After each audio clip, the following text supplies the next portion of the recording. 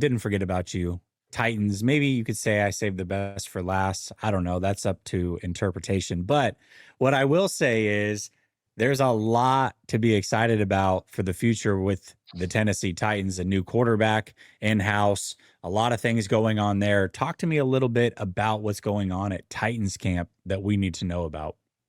Well, heading into Brian Callahan's year two, everything's going to be different from the quarterback standpoint, as Cam Ward is officially going to be the Titans' number one quarterback. No quarterback controversy there. Will Levis out with a year with a shoulder injury. So at this point, there's not even anything to discuss. So looking at what they've got build on, especially with a young quarterback, it's a slew of young wide receivers. Alec Iamaner, Chimry DK, the new tight end Gunnar Helm from Texas. You know, give Mike Borgonzi a lot of credit. He went out and brought in a lot of young talent to put around a young quarterback and shoring up the offensive line, going out to get Dan Moore for about $82 million. Hopefully that offensive line's finally figured out and shifting Chase E. Latham back to the right side. I think that's going to be interesting to see if this offense can progress, especially under Callahan's system in year two. You talked about the young wide receivers. One receiver I didn't hear mentioned, and I heard he's 8th on the depth chart, is one best friend of Cam Ward. What are the chances Restrepo makes this team, if any? What you said right now, he's sitting 8th on the depth chart, and at this point, it's up to him to really just get himself up, especially with the upcoming game against the Bucks. So, it's going to be up to him to get himself a lot of just input and just notice to see if he can continue to progress. They set him at these positions because right now he's low on the pecking chart, and it's up to him to see if he can actually make up most of his opportunity right now. That's the hard thing about being an undrafted free agent, but at the same time, he's probably one of the highest rated undrafted free agents we've ever signed. I will say this.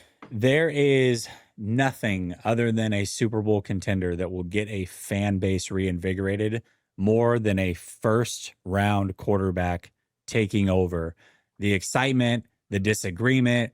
This is prime content-making era for the Titans right now with Cam Ward at the helm.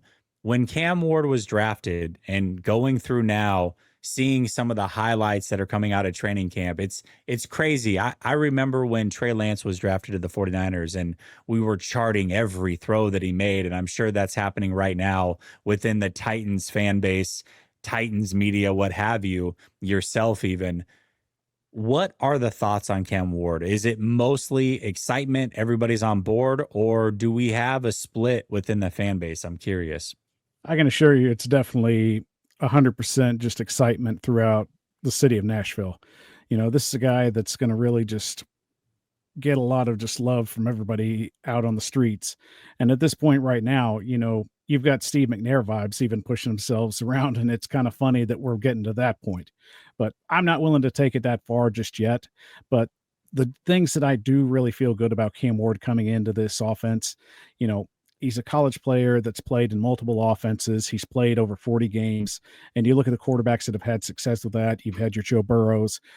Jalen Daniels has been through the same process. That gets you excited with the fact that he knows what he's doing. He's comfortable in being plugged into any offense.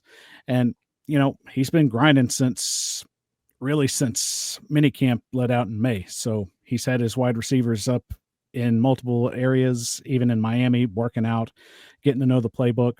And it's really just been just a breath of fresh air to actually see that the Titans might have just a star player on the horizon if he continues to show this kind of work ethic.